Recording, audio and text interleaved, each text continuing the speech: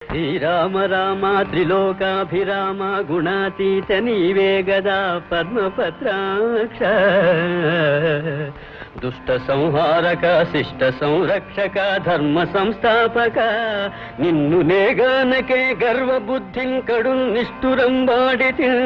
సైపు నా పాపము నాకు జ్ఞానోదయం వయ్యను రాఘవా